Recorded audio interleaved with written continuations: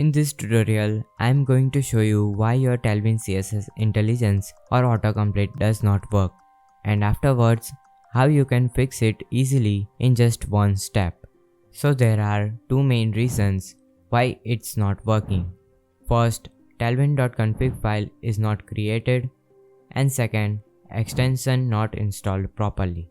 So first of all, open your Tailwind CSS project in VS Code and open up terminal by pressing Ctrl plus backtick or Command plus backtick and write npx tailwind css init and hit enter. It will create a tailwind.config file.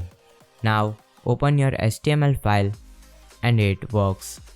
90% of Tailwind CSS users get autocomplete feature after this solution.